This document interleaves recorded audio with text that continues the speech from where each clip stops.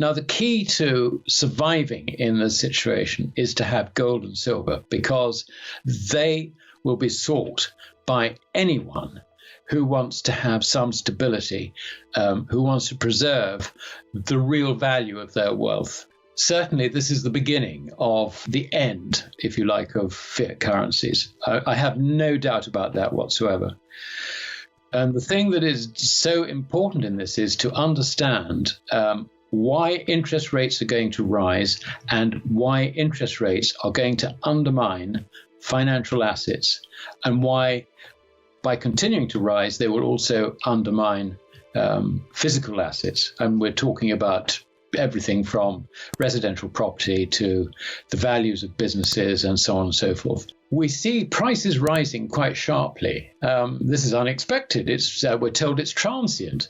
But in fact, it's a consequence of all the money printing that's happened pre-COVID and also during COVID and so on and so forth.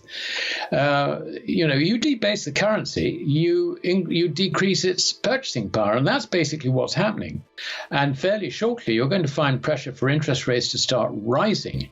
Now, we've already seen a little bit of jockeying on this story, with the Fed saying, well, prices are rising a bit more than we originally thought, and we will probably bring forth some tapering and so on and so forth. But unfortunately, that tapering is going in the wrong direction. In this sort of circumstance, when people realize that prices are rising, what do? They change the relationship between the cash they own and the goods they buy. They reduce their cash and increase their purchases of goods.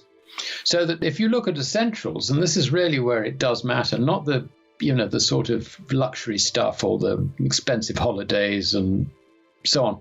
But when you look at essentials, people will start buying essentials that they don't immediately need, that they wouldn't have bought ahead of time before. They're going to go into the market and they buy it, and they drive up those prices even further.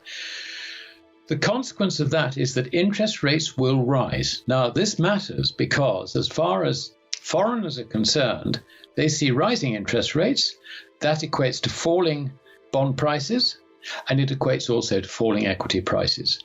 So the 90% of dollar ownership by foreigners, which is inherently speculative, suddenly starts looking like it's going to leave the scene.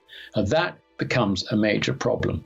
I mean, we've seen what's happened with European gas prices. I mean, they literally multiplied, 5-6 times in a matter of days. It's been really very, very dramatic. China has got virtually no coal to drive its power stations. They're out even buying Australian coal, having put an embargo on buying Australian exports. They are desperate. They're having to shut factories because of electricity power cuts. So there is a big global energy problem. And it is hardly surprising that now that we're all out from COVID, suddenly you have got problems. You have got supply problems. You have got logistics problems and all the rest of it. So prices are rising and they're not going to stop rising. And the problem is we suddenly see that we're moving towards a position where we're actually discarding currency, a pool of currency, if you like, that we have. I mean, liquidity available at any one time. We're discarding that in return for goods. Now, if you discard it totally, then obviously it loses all its purchasing power. I'm talking about not just the individual, but everybody. If everybody catches on, and we're talking about a mass move, if everybody thinks that goods are so much more valuable than cash currency, then cash currency loses eventually all its purchasing power. And it can be quite a rapid process. I mean, as rapid as it takes for us to run out to the shops and get rid of the stuff. So this is a very serious situation. And how do you stop it? The only way to stop it is to do two things: to raise interest rates sufficiently to make people think, now, hold on a minute, I'm better off actually having money on deposit in the bank, earning interest, than actually rushing out and trying to buy things that are probably not on the shelves anyway. The other thing you have to do is you have to stop printing the stuff. You have to stop issuing it, which basically means that governments have got to stop spending money over their revenue. And then there's the third thing you might have to do, and that is you might have to introduce some other form of stabilizing it, which encourages the public to accept that far from something which is going down the toilet, your currency actually is definitely being stabilized. And that's something usually is you tie it to a metallic money like gold or silver.